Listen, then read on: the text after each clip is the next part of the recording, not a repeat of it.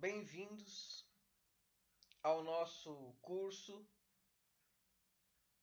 sobre anjos e demônios na Suma Teológica de Tomás de Aquino.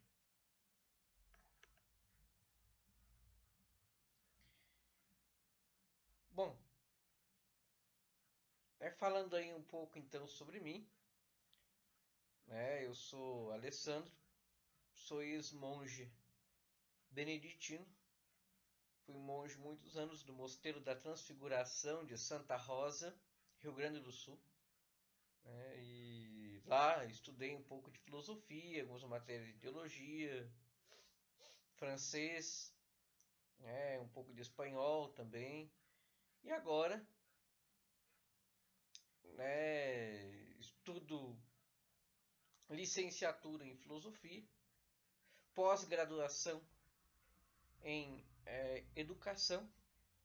Me formei em administração de empresas, estudei também teologia pela Faculdade Teológica Nacional. Estudo Tomás de Aquino na Universidade Federal, onde eu vou fazer mestrado e doutorado. E estudo latim também, estudei latim também lá. Então esse é um pouco aí dos meus estudos. Eu sou ministro da palavra, sou catequista, dou curso, palestra, prego retiro, trabalho também como operador de caixa do supermercado Condor. E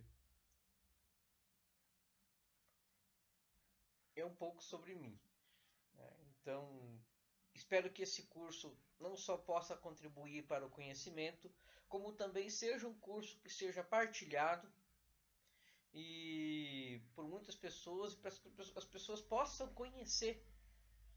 E também, se querem fazer nas paróquias, querem fazer em qualquer lugar, eu me disponibilizo a ir, a dar esse curso, a oferecer esse curso que eu preparei assim, com muito carinho.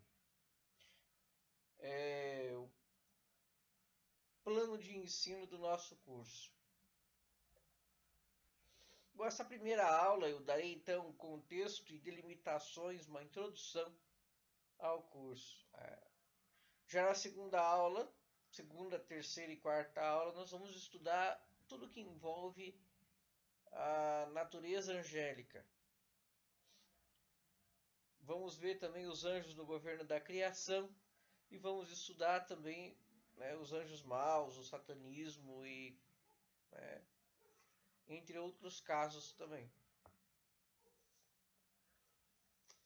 Na aula de hoje, então, veremos a necessidade de estudo, a sua fundamentação bíblica, a patrística, os padres da igreja, o que eles contribuíram também em relação aos anjos, o magistério da igreja, o catecismo, falando um pouquinho também sobre a vida de Tomás, e a principal obra que a gente vai estudar aqui em relação aos anjos, que é a Suma Teológica.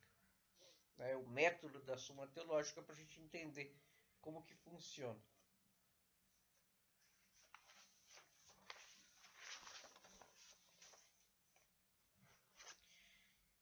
Estamos constantemente em contato com os anjos. E esse é um tema importante. O que vemos nas relações sociais, na vida, é uma luta entre os anjos que nós não vemos. O Tratado dos Anjos em nossos dias torna-se especialmente oportuno, pois nós caminhamos entre duas tendências antitéticas. A de negar a existência dos anjos, reduzindo-os a figuras mitológicas ou a personificação do bem e do mal, e a de exagerar a ação dos mesmos neste mundo, cedendo aí à fantasia desorientada. Na verdade, como diz o Catecismo da Igreja Católica, no número 328, a existência dos seres espirituais não corporais que a Sagrada Escritura chama habitualmente de anjos é uma verdade de fé. O testemunho da Escritura a respeito é tão claro quanto a unanimidade da tradição. É isso que vamos então estudar. Então vamos começar com a fundamentação bíblica, analisando aí então o Antigo Testamento.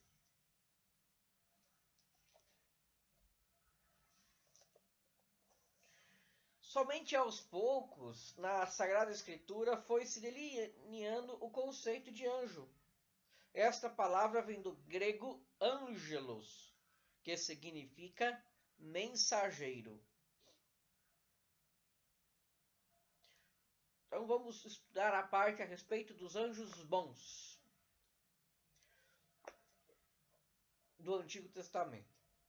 Nos livros mais antigos da Bíblia, aparece uma figura um tanto misteriosa, chamada em hebraico Malach Yahvé.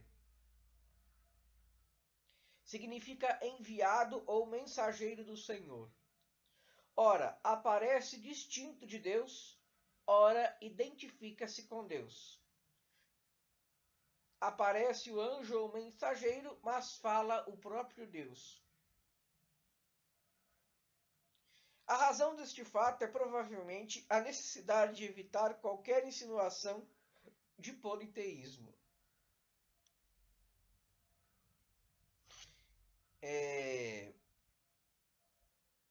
Veja, já de início, então, aparece aí essa figura, né, que ora parece ser um anjo do Senhor, um enviado de Deus, e esse mesmo anjo do Senhor enviado de Deus parece, né, é um anjo. Parece que ora identifica-se com o próprio Deus.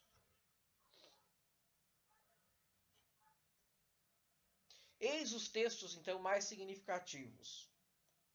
Gênesis, capítulo 16, versículo 11 a 13. O anjo de Javé disse a Agar, a Javé que lhe falou, Agar deu este nome, tu és El-Roi.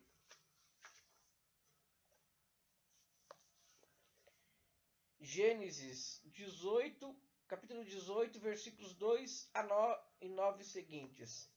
Abraão viu 3 homens de pé perto dele.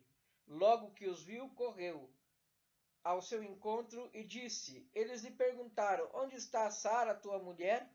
Ele respondeu: Está na tenda. O hóspede disse: Voltarei a ti no próximo ano, então tua mulher Sara terá um filho. Gênesis 21, 17 a 19. Deus ouviu os gritos da criança e o anjo de Deus do céu chamou Agar, dizendo: Que tens, Agar? Não temas, pois Deus ouviu os gritos da criança. Ergue-te, levanta a criança, porque eu farei dela uma grande nação. Gênesis 22, 11 seguintes. O anjo do Senhor chamou Abraão e disse: Não estendas a mão contra o menino. Agora sei que temes a Deus. Tu não me recusastes teu filho, teu único. Gênesis capítulo 31, versículos de 11 a 13. O anjo de Deus me disse em sonho: Eu vi tudo o que te fez Labão. Eu sou o Deus que te apareceu em Betel, onde me fizestes um voto. Êxodo capítulo 3, versículos 2 a 6. O anjo do Senhor apareceu a Moisés numa chama de fogo no meio de uma sarça. E Deus o chamou e disse: Moisés, Moisés. Como se vê, o anjo do Senhor é uma figura ambígua, ora distinta de Deus, ora identifica-se com Deus. Em última análise, pode-se dizer que se trata de um mensageiro distinto de Deus, mas investido pelo Senhor com determinada missão e plenos poderes, de modo que é o próprio Deus quem intervém e age por meio de seu Malach. No Antigo Testamento, mesmo nos livros mais arcaicos, os anjos também desempenham diversas funções. Eles são anjos protetores, são cortesões de Deus.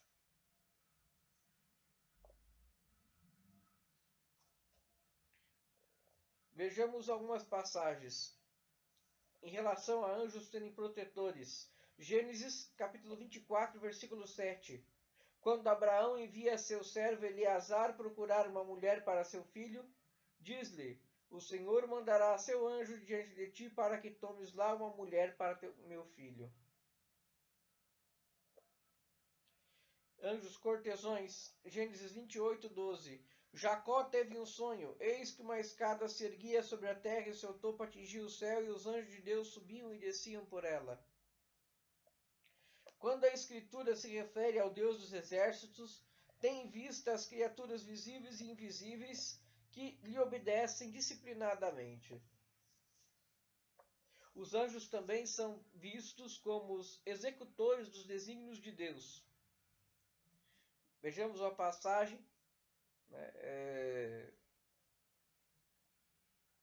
Samuel, segundo livro de Samuel, capítulo 24, versículos 16 seguintes.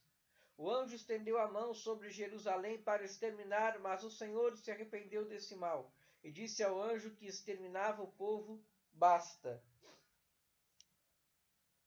Com o passar do tempo, como se vê nos textos aqui citados, foi-se clareando o conceito de Malaque. Distinguiu-se nitidamente de Deus. Assim, por exemplo, em 1 Reis, capítulo 19, versículos 5 a 11, aparece primeiramente o anjo do Senhor e a seguir o próprio Deus. O anjo realiza uma missão de preparação e serviço ao passo que o Senhor se manifesta a Elias como a Moisés se manifestara. A tendência dos israelitas a distanciar dos homens, acentuando a transcendência do Eterno, levou-os a admitir vários emissários de Deus junto aos homens, o que contribuiu para desenvolver a angelologia na época da monarquia. O Senhor aparece em sua corte cercado de seus servidores. O contato com a cultura persa e greco-romana, após o exílio da Babilônia, trouxe novo desenvolvimento para o conceito de anjo, talvez em contraste com religiões orientais e as mitologias. Israel tenha tomado mais profunda consciência de sua mensagem relativa aos anjos bons ou maus. A antiga ameaça de politeísmo em Israel ia cedendo à noção cada vez mais profunda da transcendência de Deus, de modo que os escritores israelitas bíblicos e extrabíblicos passaram a falar mais e mais de anjos. É possível também que esses autores tenham procurado celebrar a grandeza de Deus, mencionando seus numerosos servidores, como acontecia nas correntes religiosas não israelitas. Todavia, o moniteísmo rígido de Israel deu à sua angelologia uma nota singular. O Senhor é o único a quem toca a iniciativa da obra que ele realiza neste mundo com poder absoluto. Ele se serve de intermediários, mas estes, os anjos, se relacionam com ele de modo diverso do que ocorre nas mitologias. Os anjos não são semideuses, mas apenas criaturas do único Deus. Assim aparecem Rafael, que significa Deus cura, que é enviado a guiar Tobias e curar o velho pai Tobite. Gabriel, o homem de Deus, que revela a Daniel os desígnios de Deus. E Miguel, que significa quem como Deus, apresentado como um grande príncipe da corte celeste, o anjo protetor de cada povo. Os apócrifos ampliaram a noção de atividade dos anjos, atribuindo-lhes a regência dos astros, dos ventos, dos raios, dos trovões, das chuvas, das estações do ano, etc. Embora os livros canônicos só revelem os nomes de 3 anjos, os apócrifos imaginaram outros nomes, como Uriel, Jeremiel, Selatiel, Jeudiel, Baraquiel. No Alcorão também, Gabriel é tido como interlocutor de Maomé, portador de mensagem celeste.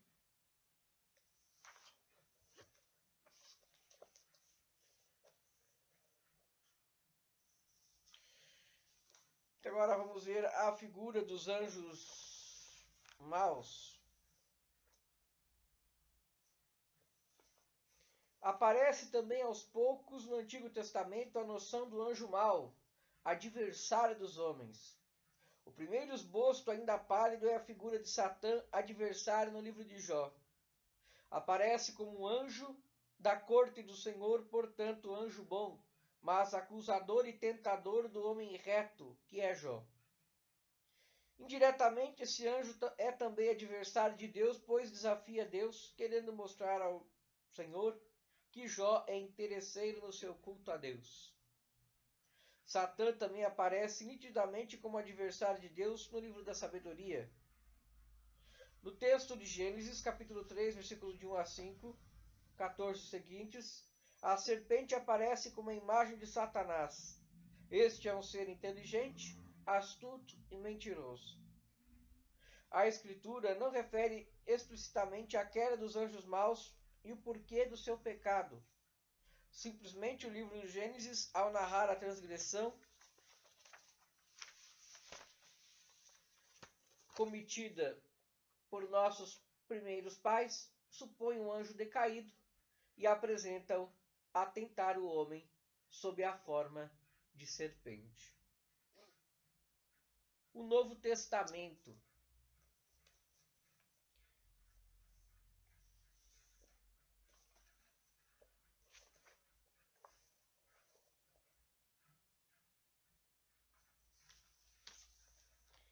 Nos escritos do Novo Testamento ainda é mais patente a existência dos anjos.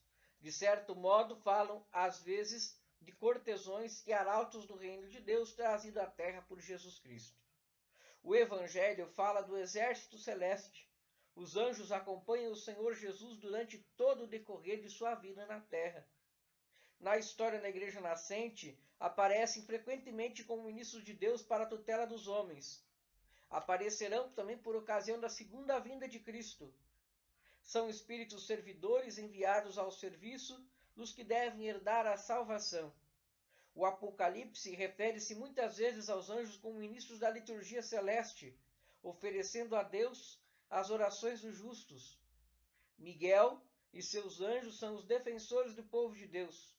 São Paulo põe em relevo a subordinação dos anjos a Cristo, vitorioso sobre o pecado e a morte.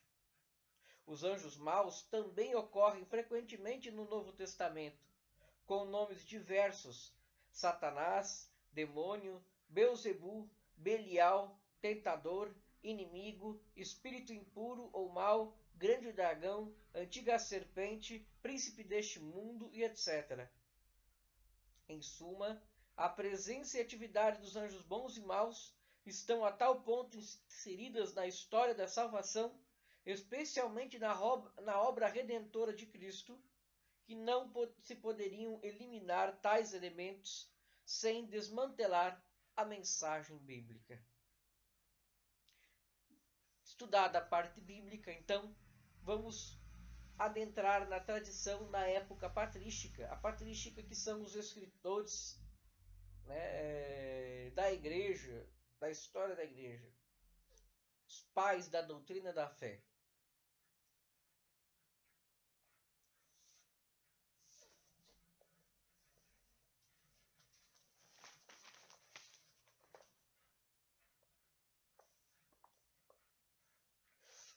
Como dito, a existência dos anjos não é da alçada da filosofia, mas unicamente da fé. Está fundamentada na palavra de Deus oral e escrita. Já vimos os textos bíblicos correspondentes.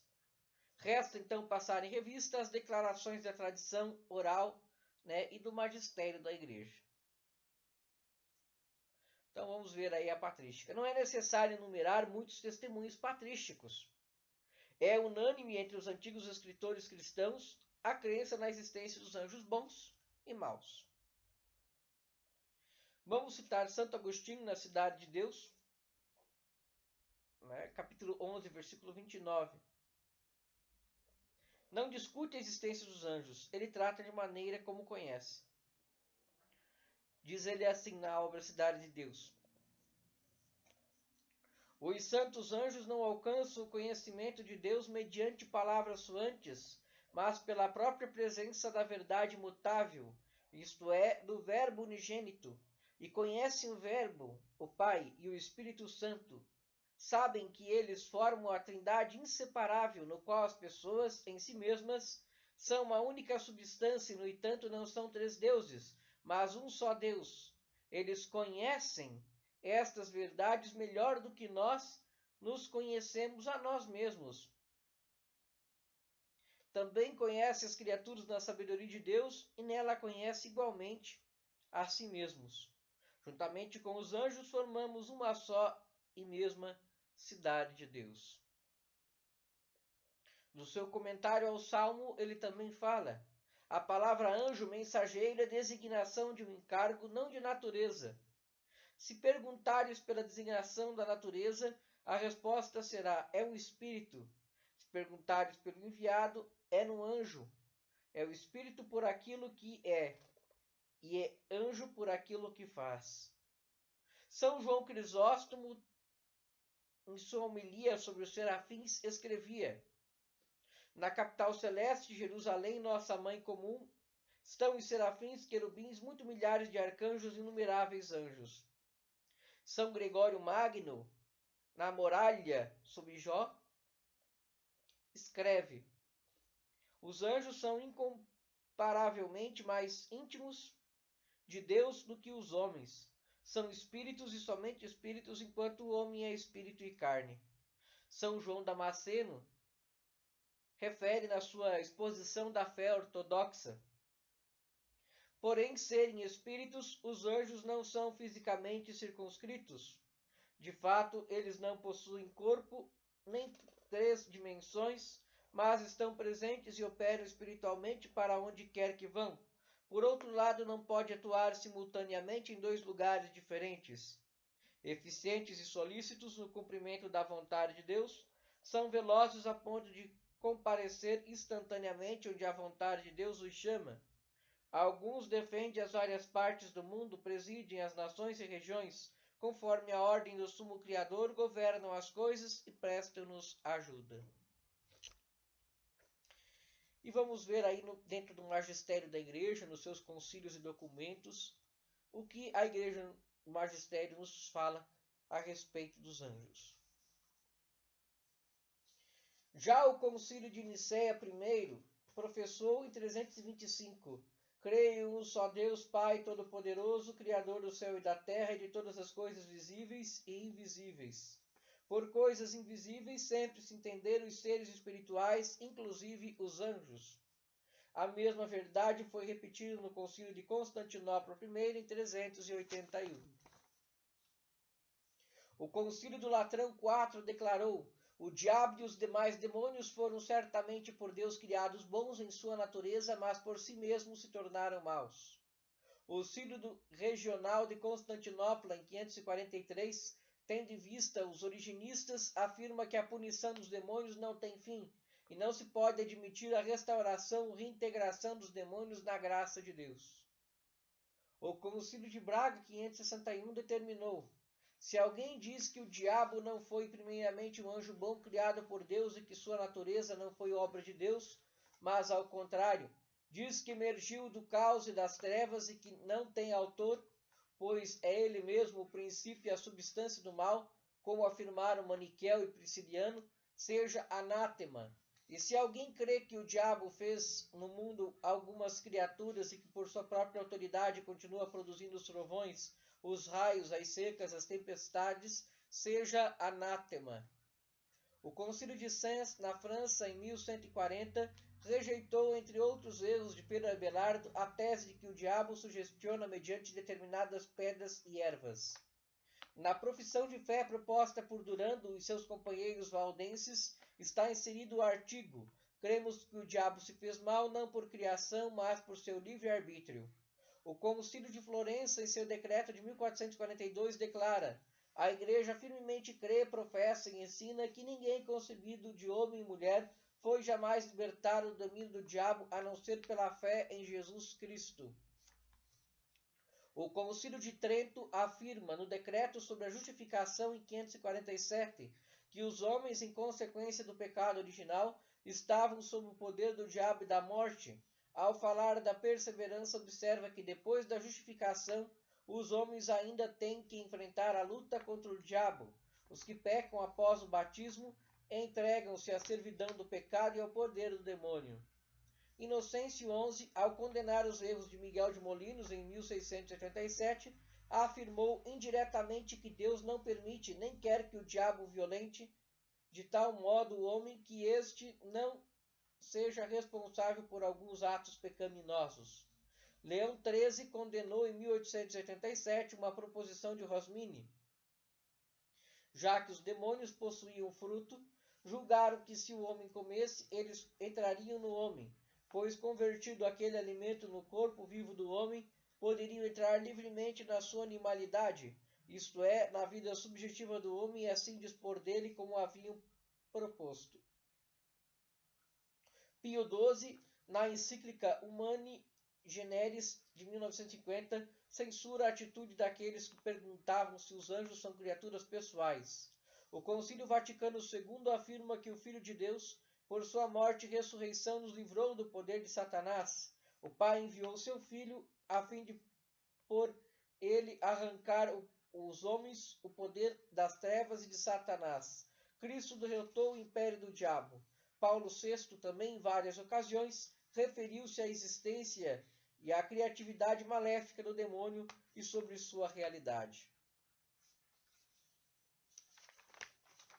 Vejamos também agora o que nos fala, o Catecismo da Igreja Católica.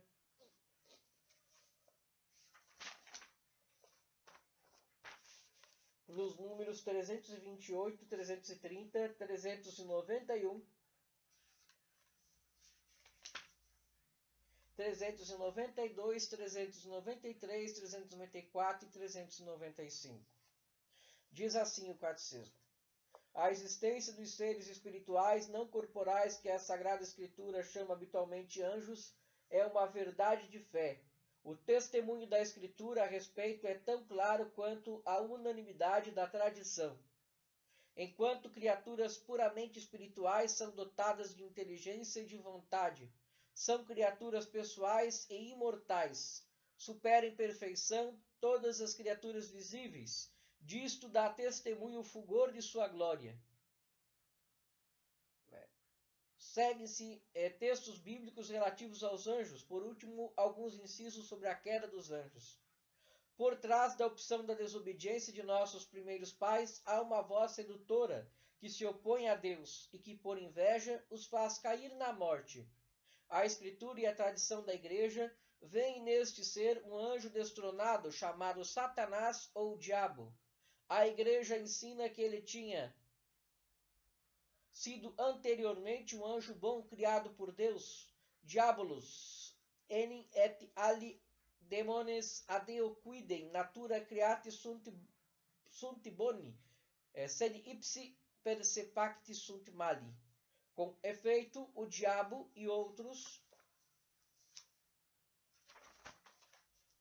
demônios foram por Deus criados bons em sua natureza, mas se tornaram maus por sua própria iniciativa. A Escritura fala de um pecado desses anjos. Esta queda consiste na opção livre desses espíritos criados que rejeitaram radical e irrevogavelmente a Deus e o seu reino.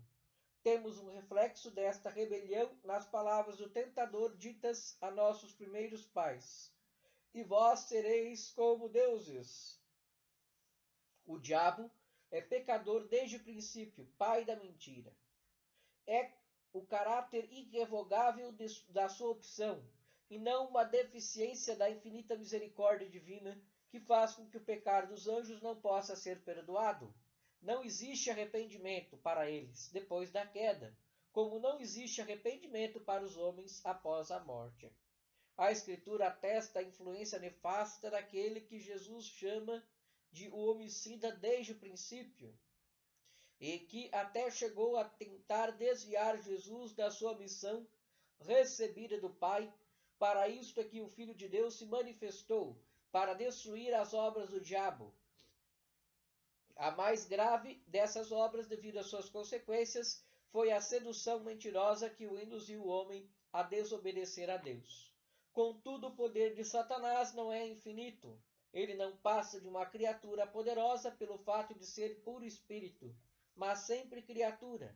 Não é capaz de impedir a edificação do reino de Deus, embora Satanás atua no mundo por ódio contra Deus e o seu reino e em Jesus Cristo, e embora sua ação cause graves danos de natureza espiritual e indiretamente até de natureza física para cada homem e para a sociedade, esta ação ela é permitida pela divina providência, que com vigor e doçura dirige a história do homem e do mundo. A permissão divina da atividade diabólica é um grande mistério, mas nós sabemos que Deus coopera em tudo para o bem daqueles que o amam. Então, concluindo aí este percurso de textos do Magistério da Igreja, procuremos então condensar o seu conteúdo em 5 proposições. A primeira proposição: os documentos citados convergem em supor a existência dos anjos como seres reais, ontologicamente bons, dotados de inteligência e vontade, capazes de agir no mundo. Este é um dado de fé. Não podem ser entendidos como personificação mitológica do bem ou do mal. Os anjos dependem de Deus, Criador. Segunda proposição. Os anjos dependem de Deus, Criador, foram criados por Deus, por conseguinte, foram criados bons. Se o diabo é mau, isso se deve ao fato de que pecou. Afastou-se livremente de Deus, condenando-se a estar privado de Deus para sempre, pois os seres espirituais são imortais por sua própria natureza. Terceira proposição: por permissão de Deus, o diabo atua astuciosamente tentando levar o homem ao mal, sem poder anular a liberdade humana. O homem, ao pecar, entrega-se à influência do maligno. Quarta proposição: Cristo nos resgatou do domínio do maligno. E quinta proposição: o magistério da Igreja não se compromete com outras afirmações como aquelas atinentes ao tipo de pecado dos anjos maus, as modalidades de sua atuação no mundo. Se alguém quiser ultrapassar esses limites dos dados fundamentais propostos pelo magistério da Igreja, entra no mundo misterioso do qual pouca coisa nós conhecemos. Para encerrar nossa primeira aula, vamos então falar um pouquinho sobre a vida de Tomás de Aquino, e sobre sua obra Suma Teológica, em que eu vou me basear para a gente estudar esse segundo bloco do nosso curso de Anjos e Demônios, que vai falar exatamente sobre a figura dos anjos, os anjos e demônios na Suma Teológica de Tomás. Tomás de Aquino, então, nasceu por volta de 1225, da família dos condes de Aquino. Estudou primeiramente no mosteiro de Monte Cassino e depois em Nápoles. Ingressou na Ordem dos Frades Pregadores e completou estudos em Paris e Colônia, tendo tido como professor Santo Alberto Magno. Escreveu muitas obras de grande erudição e, como professor, lecionou disciplinas filosóficas e teológicas, o que lhe valeu grande reputação. Ele morreu em 7 de março de 1264 em Terracina. Sua memória é celebrada a 28 de janeiro, data em que seu corpo foi trasladado para Toulouse, em 1369. Sua obra mais famosa é a Suma Teológica. A Suma Teológica se faz segundo o método da questão disputada. É um método escolástico que começa com Pedro Abelardo e culmina em Santo Tomás de Aquino. A questão disputada estrutura-se em pergunta-se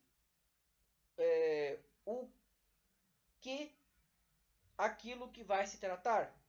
Depois apresentam-se as objeções à tese do autor. Daí incluem o sede contra, que é um argumento contrário às objeções. Depois o corpo de resposta e, por fim, responde a cada uma das objeções.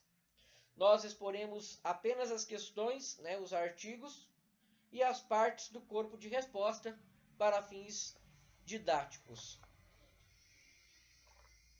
Então, assim, nós encerramos a nossa primeira aula.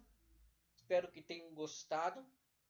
Deixo para vocês o meu e-mail, é alessandrocima@outlook.com. É o meu e-mail para que possam entrar em contato caso tenham algumas dúvidas. Também o meu WhatsApp, DDD 41 984922591. E se acaso vocês também tenham gostado, me ajude com esse canal, divulguem. Os cursos aqui são gratuitamente. Mas se acaso tocar o coração de vocês, também queiram me ajudar, né? Entre em contato, procurem me ajudar. Podem depositar um dinheiro na minha poupança, para que eu possa também continuar a comprar os meus livros do mestrado. São livros caros, que custam R$100, e eu, como trabalho muitas vezes, né, como operador de caixa, às vezes acabo não tendo condições de comprar, né? Então toda ajuda é bem-vinda. A gente também agradece. Então, desde já, muito obrigado pela atenção. E aqui também eu encerro a minha primeira aula do curso Anjos e Demônios na Suma Teológica.